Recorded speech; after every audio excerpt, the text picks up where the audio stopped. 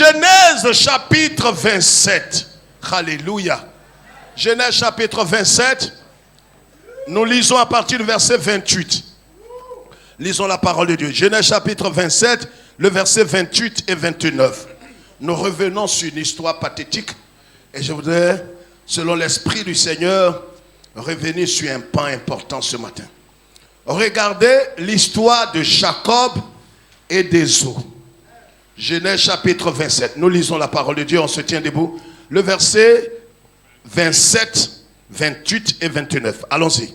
Jacob s'approcha et le baisa. Isaac sentit l'odeur de ses vêtements. Écoutez très bien, s'il vous plaît.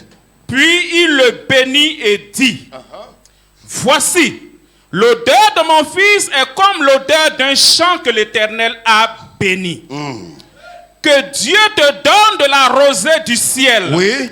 Et de la graisse de la terre. Continue. Du blé et du vin en abondance.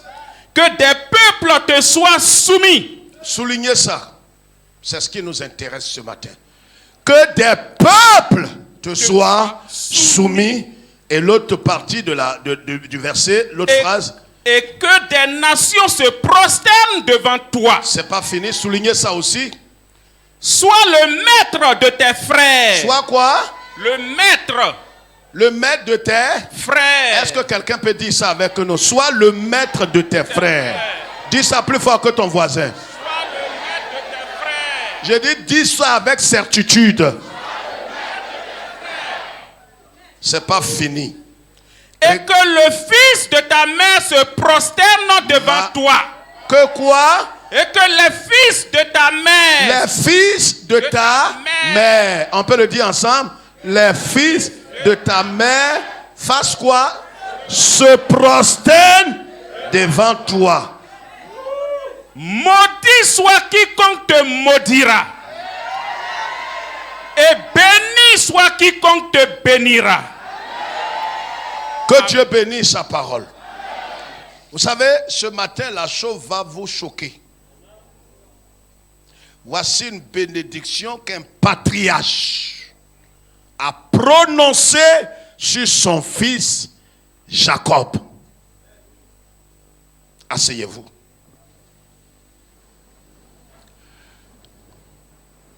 Bien-aimés frères et sœurs, voici l'histoire. Nous connaissons tous un peu l'histoire de Jacob et d'Ésaü.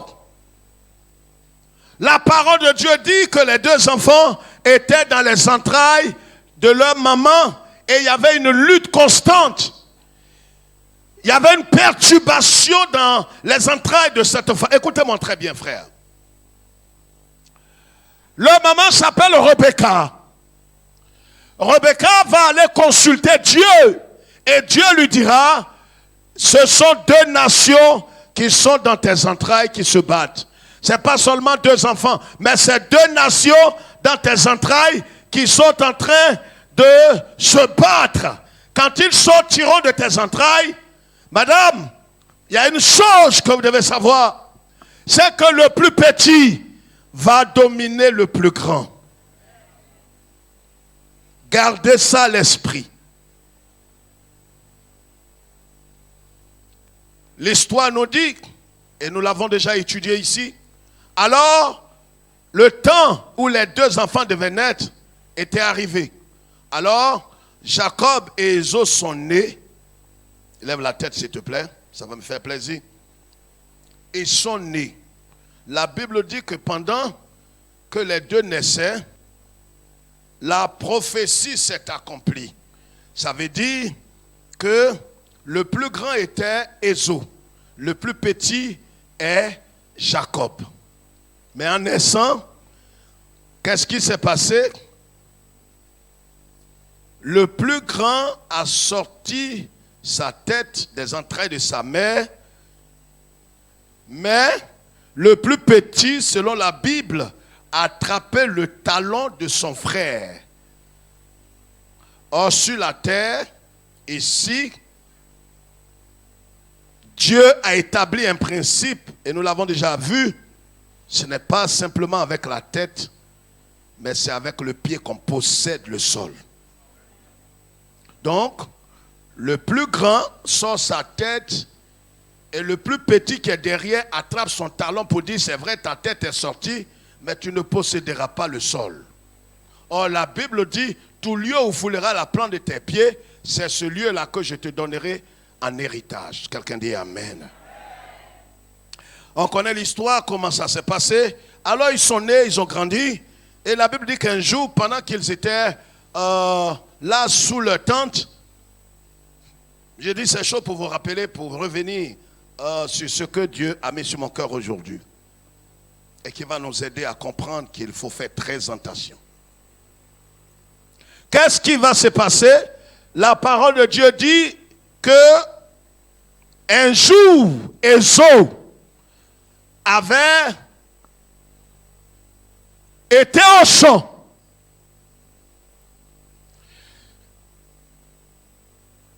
Et à son retour, il y avait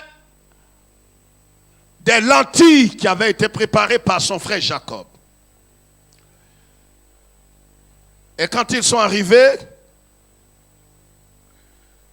il avait tellement faim qu'il a dit à son frère, il faut me donner un peu de ton haricot, je vais manger. Jacob lui a dit, non, je ne peux pas te donner. Il a dit, mais si tu veux, tu peux me vendre ton droit d'aînesse, ton titre de grand frère, et puis je vais te donner en retour ce haricot-là, tu vas manger. Il a accepté. Il n'a pas mesuré la grandeur de ce tas qu'il venait de poser. Il a livré son droit d'aînesse. La Bible dit qu'il a banalisé son droit d'aînesse. Et puis, qu'est-ce qu'il a fait? En retour, Jacob lui a donné l'haricot, il a mangé. On connaît toute cette histoire. Mais on s'en va progressivement vers ce qui va te remuer ce matin. La parole de Dieu dit, les temps se sont écoulés. Le père s'appelle Isaac.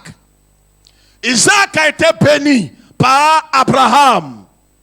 Et Abraham a béni Isaac. Et Isaac aussi devrait bénir ses enfants avant de mourir. C'était la parole de Dieu, le principe de Dieu établi. Pour que le Dieu des cieux se fasse appeler le Dieu d'Abraham, d'Isaac et de Jacob. Bien-aimés frères et sœurs, le père appelle le fils aîné. Il savait que le fils aîné n'est pas à côté. Écoutez-moi très bien.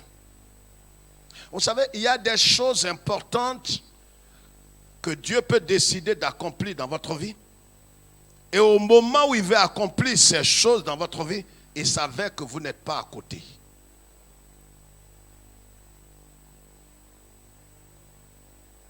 Des hommes et des femmes sont passés à côté de leur visitation simplement parce qu'ils n'étaient pas disposés, disponibles et n'étaient pas prêts. Vous savez, nous avons vécu des cas comme ça. Nous sommes allés à des mariages avec des frères très tôt.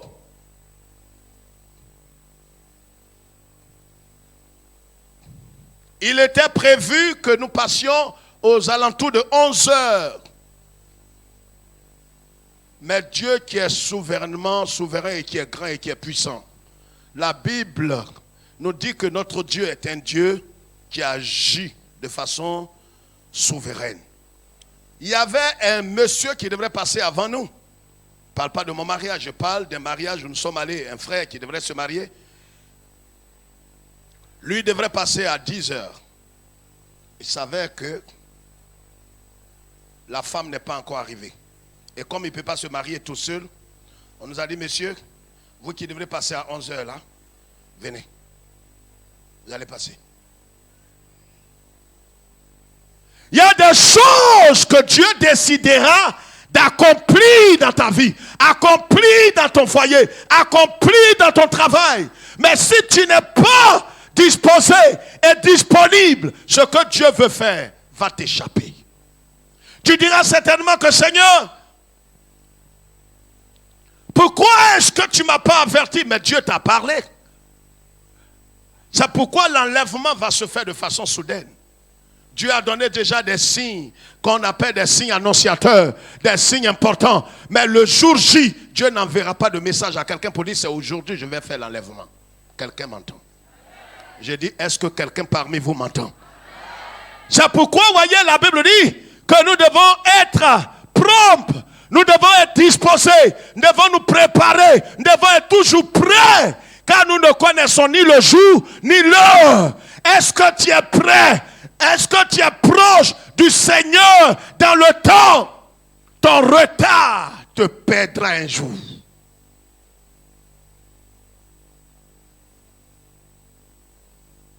J'ai vécu ma première expérience, la plus amère. Nous devons voyager. Mon responsable de département et moi. Au début des années 90, j'étais pasteur consacré. Et nous devions prendre l'avion pour aller à l'extérieur pour une mission.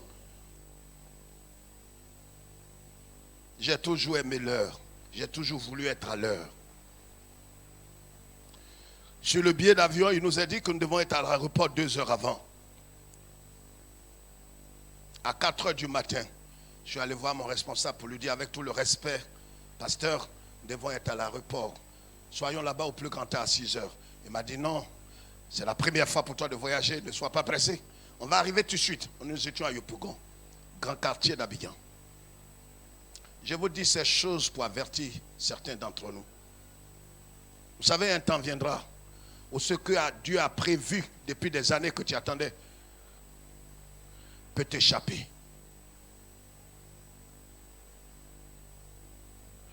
Je suis allé réveiller mon père. Mon leader spirituel lui a dit, homme de Dieu, nous devons aller à l'aéroport. Il m'a traité de tous les noms. Il m'a dit que je suis trop zélé et que lui, il a l'habitude des voyages et que nous devons attendre, que nous serons rapidement à Port-Boué, très rapidement. Mes amis, nous avons connu la honte pour des pasteurs. Mais sa honte est peu plus grande que moi parce que lui, il est mon responsable. Nous sommes arrivés à l'aéroport. Le temps de remplir les formalités, l'avion a décollé. Ça a été ma plus grande honte dans la vie. L'avion a décollé. Je prie que ce que Dieu a arrêté de son propre chef pour ta vie ne t'échappe pas. À cause de ta légèreté, ton retard que tu justifies à tout bout de champ. Je prie que cela ne t'arrive pas. Même dans le travail, dans ta vie intime, dans tous les aspects, tu as été toujours en retard. Là où c'est l'argent, là tu cours. Mais un jour viendra où Dieu va endurcir ton cœur pour que tu sois en retard pour ce qui te préoccupe. La parole de Dieu déclare. Et voyez ce jour-là, mon responsable a eu honte. Honte. S'il pouvait entrer dans le sol. Les gens nous ont dit, mais monsieur, c'est maintenant que vous venez. Vous devez être là 2 heures avant. Vous devez être là 2 heures avant. Il dit, oui, c'est vrai, il ne pouvait pas me regarder. Et il croyait que, bon, ben, il va plaider, oui, nous sommes des pasteurs. Il dit, bon, on le sait, mais les pasteurs, ils n'ont pas une place spéciale dans l'avion. L'avion n'attend pas les pasteurs, monsieur. Je n'ai jamais dit ces choses parce que j'ai connu la honte ce jour. Et les gens nous regardaient, vous savez, à l'accueil, là, les gens disent, oui, qu'est-ce qu'ils font là? C'est des pasteurs, mais ils vont, c'est comme ça, ils sont toujours. Avec nos valises, on ne sait même pas où aller. On nous a dit ouvertement que le billet n'est plus valable. Il faudrait que vous fassiez un ajout.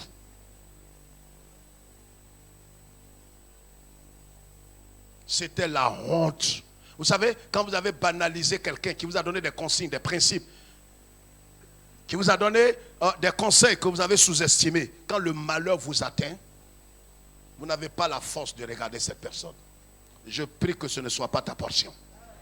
La Bible dit que son père le cherchait pour le bénir, mais il n'était pas à côté de la case. Celui qui était à côté, c'était Jacob. Sa maman est allée formater un coup avec Jacob. Ils ont fait un repas et son père l'a béni. Isaac a béni Jacob. Il a prononcé des paroles. Oh, la prophétie dit que le plus grand sera assujetti par le plus petit. Ça veut dire, dans cette histoire, Jacob devrait attendre le temps de Dieu. C'est pourquoi le thème de notre message ce matin, c'est confus malgré la bénédiction.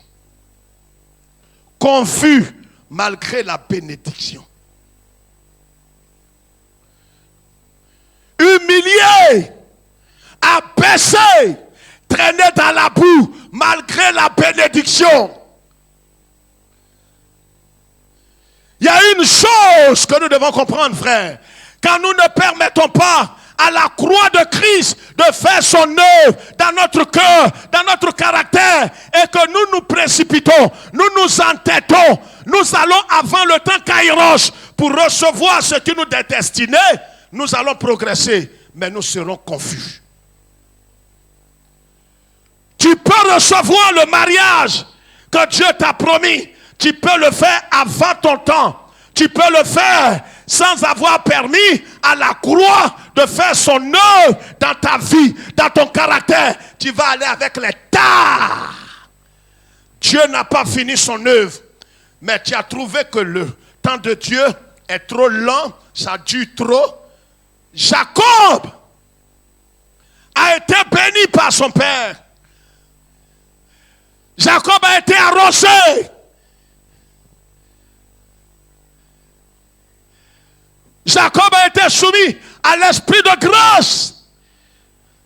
Tu peux être béni, mais ta honte sera grande. Ce que tu appelles miracle peut s'opérer dans ta vie. Mais dans quel état tu seras béni? Voici comment, frères et sœurs, plusieurs aujourd'hui ne peuvent pas et n'osent pas lever la tête parce qu'ils sont dans la honte, dans la confusion. Et leur nudité est révélée à tous. Mais ils ont été bénis. Comment est-il possible? Quel paradoxe! Comment quelqu'un qui a été béni par le patriarche, c'est pourquoi, frères et sœurs, je veux dire à une personne ce matin et parler à nos cœurs, interpeller chacun de nous, laissez le temps au temps. Laissez le temps au temps. Si tu ne laisses pas Dieu faire son œuvre, achever son œuvre dans ta vie, tu peux te précipiter. Tu peux emprunter des raccourcis. Tu peux aller emprunter des voies tordues pour recevoir ce que tu dois recevoir. Mais Dieu, c'est un Dieu souverain. Tu peux tromper tout le monde. Tu ne tromperas pas Dieu. La honte, la confusion, le déshonneur sera ton partage pour ton foyer, pour ton travail, pour tes enfants.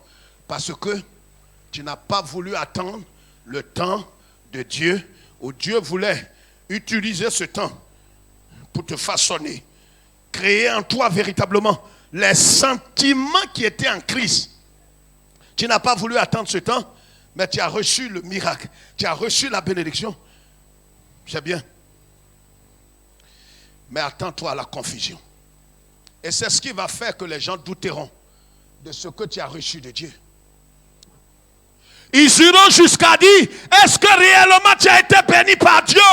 Parce que le Dieu qu'on connaît, la parole de Dieu déclare que la bénédiction de l'Éternel n'est suivie d'aucun chagrin, d'aucune confusion, d'aucune honte, d'aucun déshonneur. Comment se fait-il que tu es béni, mais tu es humilié? Tu es béni, mais tu es déshonoré. Tu es béni, mais tu es déshabillé.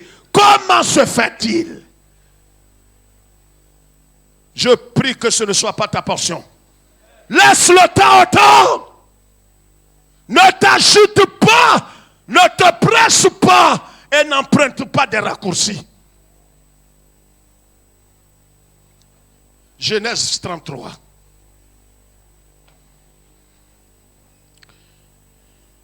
Prenez tous vos Bibles.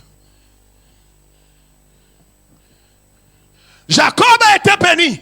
Et Ésaü, quand il est venu, regardez la parole que le Père a prononcée sur Ésaü. Il a dit que le ciel te refuse sa rosée, que la terre te refuse sa graisse. Je vous ai déjà révélé cela. Et que ce n'est pas l'épée qui est le symbole de la parole, que tu briseras le joug de ton frère au-dessus de toi. Quand Ésaü a entendu cela, lève la tête d'abord. Lui, apparemment, quelqu'un m'a dit il n'a pas été béni. Non, reste debout. Quelqu'un d'autre ici lit Hébreux chapitre 11. Vous allez comprendre que Isaac a béni de tout son cœur Ésaü. Quelqu'un m'entend? J'ai dit, est-ce que quelqu'un à côté de toi m'entend? Je ne sais pas si ton esprit n'est pas fermé ce matin, mais ce message te jugera et me jugera au dernier jour. Si tu empruntes des raccourcis pour recevoir quoi que ce soit, ça peut être un mariage, une promotion, un travail, un voyage, tu peux recevoir même un enfant. Il y a beaucoup de techniques. Mais regarde, tu seras honni et humilié. C'est arrivé à Jacob. C'est le mystère que j'ai percé. Jacob a été béni. Il a été arrosé. Mais je vais vous montrer ce matin que ce Jacob, sur qui le Père a prononcé des paroles, et qui il a béni, il va connaître la honte.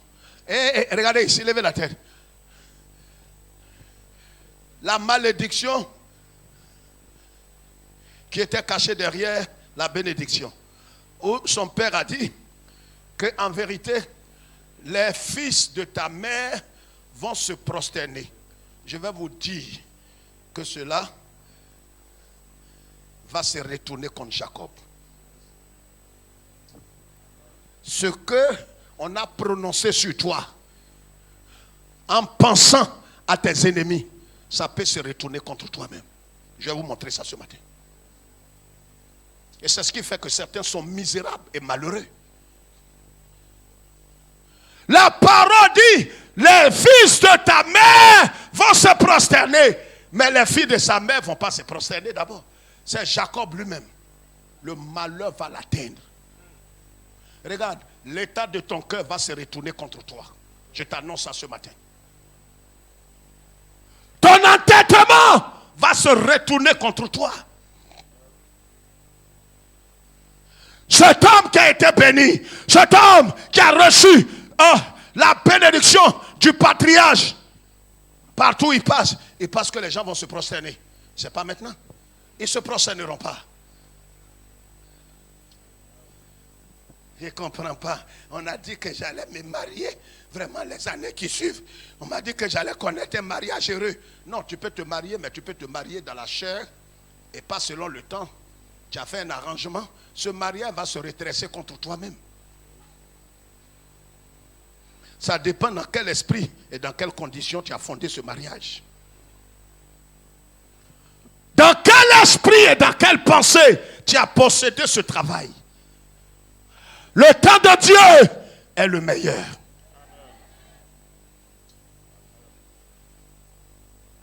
Ne te presse pas. Ne t'entête pas. Ne t'agite pas. Isaac a prononcé des paroles kabodi kinde borata yedebo yendo sokabaka yotoki deye rateka bukataya rande kabasa kotoka yada reke. Ainsi parle le Seigneur. Tu es béni mon fils Jacob. Que la rosée des cieux soit sur toi et que la terre te donne le blé. Les filles de ta mère se prosterneront devant toi. Sa tête est comme marguerite. Amen. Amen. Amen. Amen. J'ai reçu tellement de prophéties sur ma vie. Mais je vais te décourager ce matin. Ces prophéties peuvent se retourner contre toi. Je te donne la preuve. Genèse chapitre 33. Jacob leva les yeux. Lis avec vie. Jacob leva les yeux et regarda. Il leva les yeux, il regarda. Et voici, Ésaü arrivait avec 400 hommes. Comment? 400 hommes. Quelqu'un qui a été maudit d'après vous. La bénédiction qu'Ezo a reçue, on ne considère pas ça comme une bénédiction. On dit non, il n'a pas été béni. Il a été béni. La Bible dit dans Hébreux chapitre 11, verset 20. Quelqu'un lit ça ici pour moi. Lisez ça. Quelqu'un, une femme. Je ne sais pas pourquoi ils n'ont jamais la force de se lever pour lire la Bible. J'ai dit une femme. Il y en a pas. Oh Seigneur, aie pitié. Hébreux 11, 20. 11, 20. Madame, lisez. Il a béni qui? Répondez-moi au lieu de me regarder. Il a béni qui? Il les a bénis par la chair ou par la foi? C'est tout. Donc Ezo, contrairement à ce qu'on pense, lui aussi a été béni par la foi. Assieds-toi. Genèse, allons-y frère, lis pour toi. Il répartit les enfants entre Léa, Rachel et les deux servantes. Continue, va vite. Il plaça en tête les servantes avec leurs enfants, puis Léa avec ses enfants, et enfin Rachel avec Joseph. Lui-même passa devant eux. Comment? Lui-même passa devant eux. Quoi ça? Lui-même passa devant eux. Et doucement. Et il se prosterna en terre 7 fois. Quoi ça? Il se prosterna en terre 7 fois. Il a fait quoi? Il s'est prosterné. Aïe. La Bible dit, son papa dit, c'est les fils de ta mère qui vont se prosterner. Comment toi qui as été béni, c'est toi qui te prosternes. Tu vois? Tu vois? Tu n'as pas l'épignoxis, la connaissance qui donne la vie. Le patriarche a déclaré, les fils de ta mère se prosterneront devant toi. Parole de l'Éternel. Il parle de la part de Dieu. Le problème est que la prophétie est authentique. Mais l'état de ton cœur, c'est ce qui va déclencher la réalisation de la prophétie. Façon ton cœur est, la prophétie va s'accomplir. Mais comment elle va s'accomplir? C'est ce qu'on est en train de voir. Quelle fille de sa maman qui se prosterne ici? Qui est en train de se prosterner? Répondez-moi. C'est pas faire semblant de dormir là. En plein cul de là tu dors, c'est pas rien des choses. Hein. Qui est en train de se prosterner? Réponds-moi comme un homme. C'est qui? Mais la prophétie là, est en train de s'accomplir sur qui? Sur qui? En disant ça, on pensait à qui? À qui? C'est à Ezo on pensait. Regarde, tout ce qui a été dit en mal contre toi, ça retourne vers celui qu'on a adopté, qu'on a chéri, qu'on a soutenu. On est surpris que les choses sont en train de retourner là-bas. Le bien-aimé, c'est lui qui est en train de subir des choses étranges. Quelqu'un comprend ce que je dis? Quelqu'un, l'esprit ouvert, comprend ce que je dis? Jacob se prosterne 7 fois. 7 fois. Ah, mais on a dit c'est ton frère, les filles de ta mère qui vont se prosterner. Comment se fait-il que c'est toi? Non, la prophétie est authentique. Mais le problème est qu'à cause de l'état de ton cœur et la voie que tu as empruntée, la prophétie qui ressemble un peu à malheur, là, c'est sur toi-même ça va tomber. Et pourtant celui qui a prié pour toi était sincère.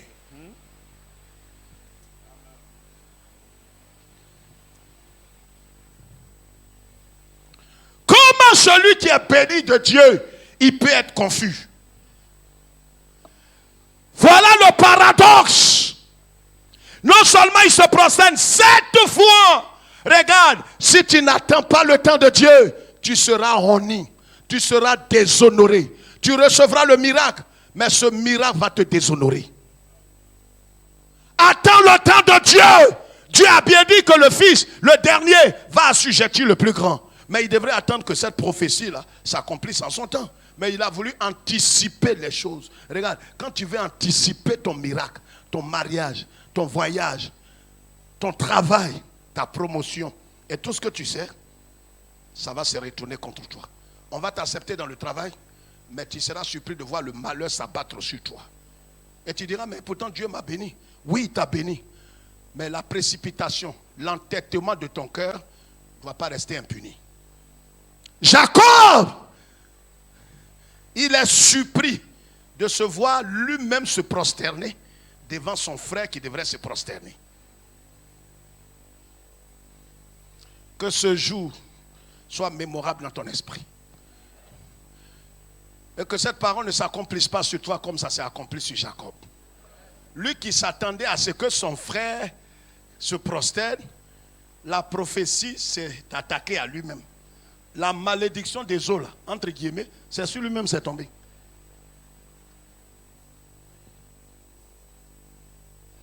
Attends le temps de Dieu. Il ne peut plus répondre. Je ne te motive pas. Amen, amen. J'ai dit attends le temps de Dieu. Occupe-toi et permets au Seigneur de trouver du temps pour façonner ton cœur, briser ton cœur de chair, te donner un cœur qui est rempli l'esprit. Laisse le temps au Seigneur de te façonner, te transformer, te briser. Que ces trois choses-là, tu laisses la latitude au Seigneur de te briser, te transformer, te façonner. Laisse-le faire ça. Ne te presse pas. Ne t'entête pas. La prophétie est authentique. Mais tu seras surpris d'être déshonoré malgré le miracle que tu as reçu. Aujourd'hui, des femmes, des sœurs sont rentrées dans le mariage, mais elles sont surprises de voir qu'elles vont de confusion en confusion, d'échec en échec. Ce n'est pas une épreuve, c'est un châtiment. Tu as eu le travail, mais tu es surpris que la honte, le déshonneur, la confusion est ton partage. Partout où tu rentres, c'est la honte. Mais c'est quel travail tu as eu comme ça? Est-ce que tu es rentré dans ce travail selon le temps de Dieu? Tu es rentré dans ce foyer-là selon le temps de Dieu et selon le plan de Dieu? Tu en es sûr?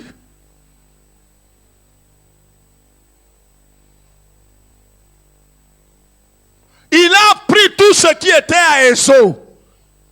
Je vais dire à quelqu'un ce matin, un temps viendra où ce qu'on t'a refusé, tu l'auras au centuple. Oh, regarde. Amen, je ne crois pas. Qu'il te soit fait selon ton cœur. Je dis, je parle à quelqu'un qui est assis là et je vais prononcer une prière tout à l'heure. Regarde, ce que l'on t'a refusé au moment où tu en avais besoin, ces mêmes choses-là, tu l'auras au centuple. Les mêmes qui t'ont refusé ces choses, ils viendront au moment où toi tu es dans l'abondance et ils veulent te redonner maintenant ta chose. Oh! Alléluia! Cet homme qui t'ont refusé, ce travail qui t'ont refusé, cet abondance qui t'ont refusé, ce crédit qui t'ont refusé, la promotion qu'ils n'ont jamais voulu t'accorder. Je t'annonce ce matin qu'un temps viendra où tu n'auras plus besoin de ça. Oh! Alléluia!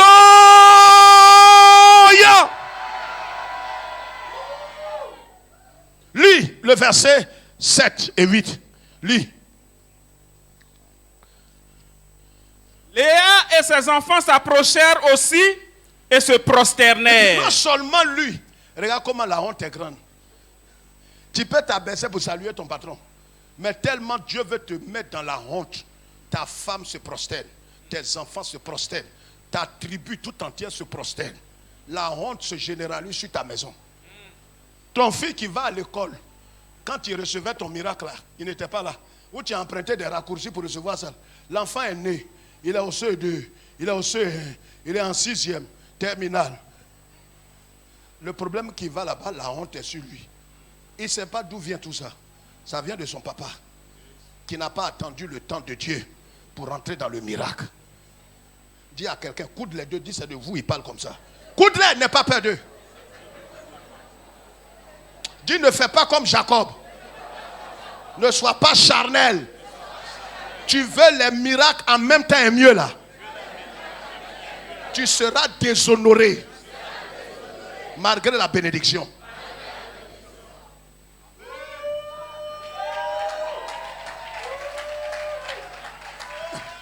Du fond de votre cœur ce matin devant le Dieu dont je suis le serviteur esclave. Est-ce que quelqu'un croit que ce message est venu pour lui ce matin? Genèse 33, lis à partir du verset, lis. Ensuite, Joseph et Rachel s'approchèrent et se prosternèrent. Ésaü dit, à quoi destines-tu tout ce camp que j'ai rencontré? Il est venu avec des bœufs, des moutons, des cabris, des chameaux. Ton frère là, il t'avait demandé petit quelque chose avant. Tu l'as vu en maudit. Vous savez, dans des familles, il y a des principes comme ça. Mais je t'annonce cette bonne nouvelle ce matin pour que tu marches l'esprit libéré pendant tout ce mois jusqu'à la Pâque. Et Jacob répondit, a trouvé grâce aux yeux de mon Seigneur. Continue. Ésaü dit, je suis dans l'abondance, quoi, ça? mon frère. Je suis dans l'abondance, mon frère. Je suis dans quoi? Dans l'abondance. Quelqu'un qui n'a pas été béni, comment se fait-il que lui, qui a été méprisé, qui a été rejeté, qui a été abandonné, qui a été traité comme chien, il est dans l'abondance? Je dis à quelqu'un, ça c'est ta portion ce matin. Quel que soit ce... Oh! Alléluia! Ils ne t'ont pas calculé. Ils ne t'ont pas programmé. Mais voilà quelqu'un, son papa lui a arraché la rosée des cieux, la graisse de la terre. Dis frère, c'est quoi ça encore? Mais Ésaü n'avait pas peur. Dis frère, comment tu sais ça? Il est bête, mais il sait selon l'esprit du Christ que le ciel et la terre vont passer. Non, tu n'as pas compris. Écoute, si on t'a maudit, qu'on a dit que la terre te maudisse, que le ciel te maudisse, je t'annonce que ces choses-là n'ont pas de valeur parce que le ciel et la terre vont passer. Le ciel et la terre vont passer. Donc la malédiction qui est attachée à la terre contre toi là va. Oh, la malédiction qui est attachée au ciel contre toi va. Ce qui restera éternellement, c'est la parole de Dieu.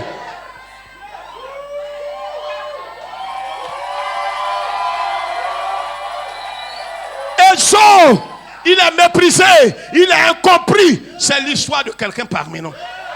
Méprisé des hommes. Il n'est pas dans leur programme. Mais voyez, Jacob s'est dit que quand ils vont se rencontrer, selon la prophétie de son papa, c'est son frère là qui va se... Il ne sait pas.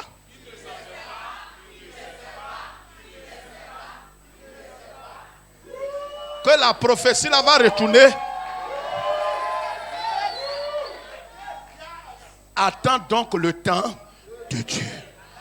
Pour ne pas que tu sois déshonoré malgré le miracle. Quand il a vu son frère dans sa tête, la prophétie dit, les fils de ta mère doivent se prosterner. Les fils de ta mère doivent se prosterner. De toute façon, il regarde Ésaü le regarde.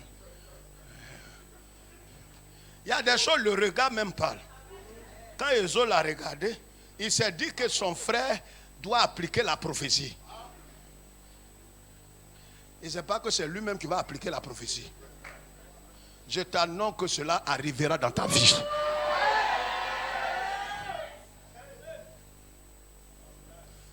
Il dit à son frère, je suis dans l'abondance. Papa m'a méprisé. Il ne m'a pas considéré. Tu as volé mon droit d'aînesse. Tu m'as ridiculisé. Mais je n'ai pas eu besoin de toi pour être dans l'abondance. Je suis dans l'abondance, mon frère. C'est pourquoi tu as envoyé tout ça. Il dit, j'ai envoyé près de 400 bœufs là. C'est pour toi. Il dit, je n'en ai pas besoin. Il y a 30 ans, j'avais besoin de ça. Tu n'as pas voulu me donner. Maintenant, je n'en ai plus besoin. Je vais te dire ce matin, un temps arrive où ce qu'on t'a refusé là, tu vas voir ça en centaines. Les mêmes qui t'ont refusé le visa, les mêmes qui t'ont refusé le financement. Quand vous allez vous croiser, les données ont changé. Ton oncle, pendant tout ce temps, pendant 9 ans, il ne sait pas ce que tu es devenu. Il te rencontre au moment où Dieu t'a mis au large. Il t'appelle, il dit, ma fille, tu m'avais demandé quelque chose il y a 9 ans là. Je ne sais pas si c'est 100 000, mais je vais te donner 200 000. Dis tonton, vraiment que Dieu te bénisse. Mais je n'en ai plus besoin. Je viens d'acheter une maison. Je viens de me marier. Je viens d'avoir une voiture. Tonton, vraiment je tiens à te dire merci. Je n'en ai plus besoin. Tu peux m'aider à dire ça? Je n'en ai plus besoin. Oh, laisse quelqu'un qui n'est pas concerné. Toi, dis ça de tout ton cœur. Je n'en ai plus besoin. Je n'en ai plus besoin. Va avec ton argent. Va. Regarde, je vais dire ça à une jeune fille. Le Saint-Esprit m'a dit ça.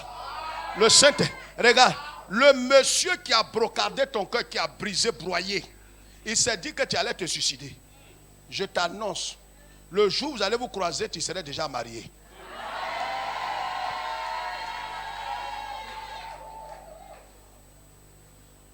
Il va vouloir t'appeler pour te dire, mais écoutez, Léocadie, alors jusque-là, je n'ai pas pu trouver une femme vraiment tant. Bon, je ne sais pas, après 7 ans, bon, je ne sais pas si tu veux. Non. Mais Boukari, je n'ai pas eu le temps de t'avertir. Tu sais, quand on s'est séparés, c'était le plan de Dieu.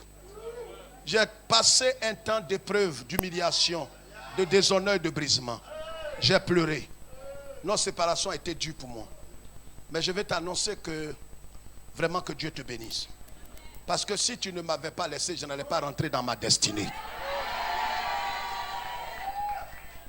Ton malheur a été pour moi un miracle. Tu pensais me faire du tort, mais tu as aidé le plan de Dieu à s'accomplir. Alors, je t'annonce que je me suis marié il y a 3 ans. J'ai un enfant adorable. Et je ne sais pas si tu es toujours à la zone. Tu travailles toujours comme docker là, où tu transportes les choses. Ben, écoute, mon mari, c'est quelqu'un qui... il est directeur général d'une entreprise au port.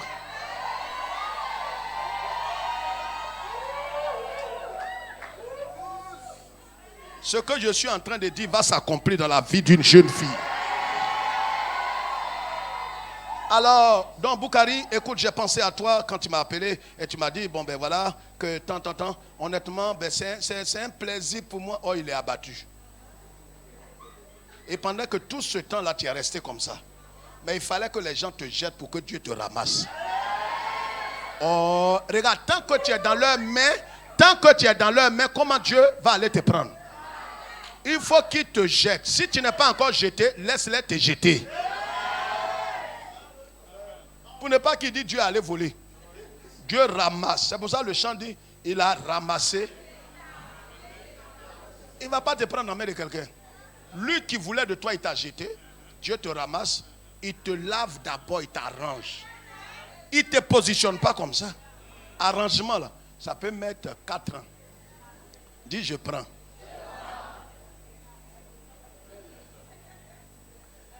Frère, on a vécu une scène ici au début du ministère. Une scène ici. J'ai fini. Il me fait de grands signes. Un homme considéré dans ce pays, en 95, il a souffert avec sa femme pendant des années, et des années, des années. Et ils sont allés prendre une servante, et la servante travaillait chez eux. Et qu'est-ce qui va se passer? À leur grande surprise, quand madame va au travail, le monsieur, il travaille dans un domaine que tout le monde connaît. Et de temps en temps, il prend garde. Et quand il descend que madame n'est pas là, il a des liaisons intimes avec la servante. Il a fait ça pendant des années. Un jour, la fille était enceinte. Et la femme aussi, la sœur là, en Christ, a été enceinte. Les deux sont allés, se sont croisés à la maternité de Cocody. Parce qu'ils habitaient vers, comment on appelle, Akouedou, village. Ils se croisent là-bas. La servante tique. Elle dit, bon, elle va se retirer là-bas. Elle a vu, dit, ah, vraiment, attends. Non, fais ton papier, fais ton carnet, ou tout ça étant. Elle dit, non, tanti, vraiment, j'ai oublié un papier à la maison. Elle est allée. La femme a fait, elle ne peut pas soupçonner quelque chose. Un autre jour, la femme titulaire là est venue. Il y a une sage-femme qui lui a dit, madame, ce n'est pas indiscrétion. Je demande. J'ai dit, ton mari là, il a 2 femmes. Il dit, non, mon mari n'a pas 2 femmes. Il dit, mais il y a une autre femme qui est venue avec la carte d'identité de ton mari.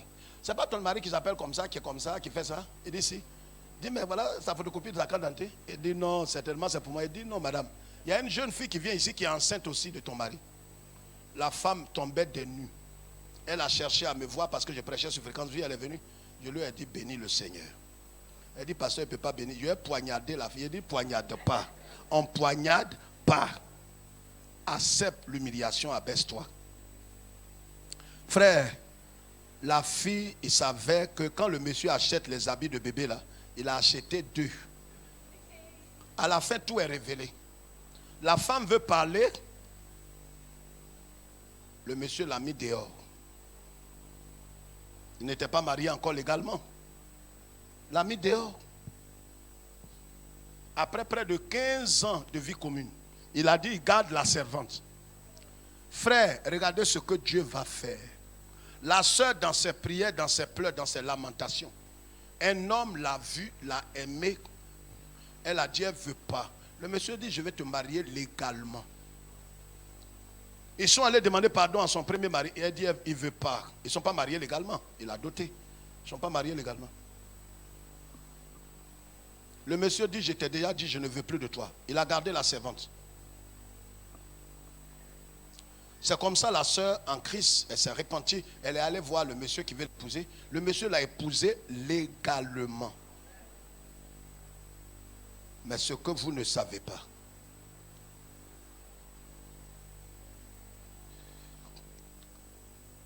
dans le travail de son mari, c'est son grand patron.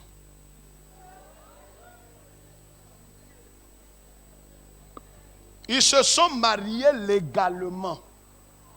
Elle n'a pas sifflé mot à son ancien mari. Un jour,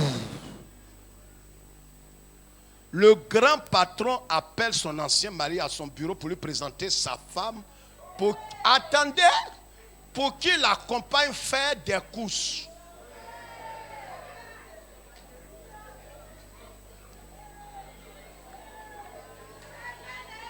Je suis en train de dire, en tant que serviteur prisonnier, c'est ce qui va s'accomplir sur la vie d'une femme. Qu'est-ce qui va se passer? Le monsieur rentre dans le bureau, il voit son... Qu'est-ce que tu fais ici? Il dit, ça veut dire quoi? Le patron lui dit, tu la connais? Il dit, non, non patron, il faut dire que là où il est traumatisé. Il dit, ben voilà, j'ai oublié de te dire, Zuzuko, que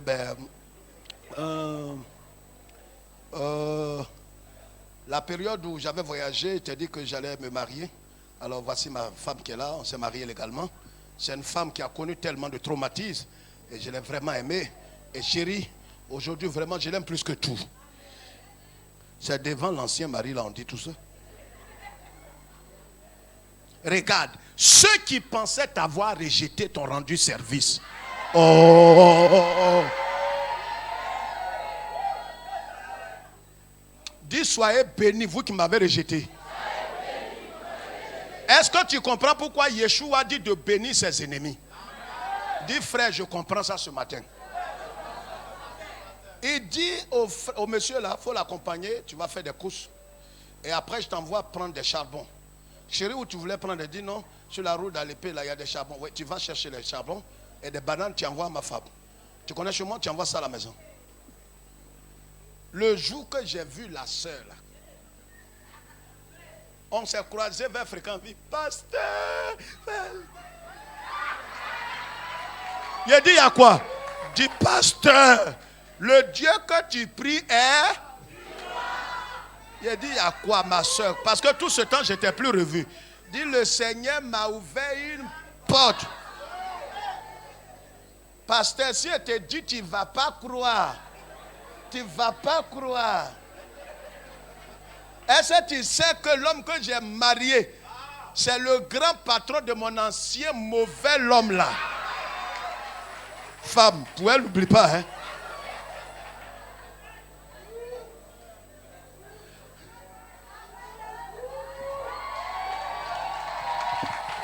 Le Seigneur est avec vous.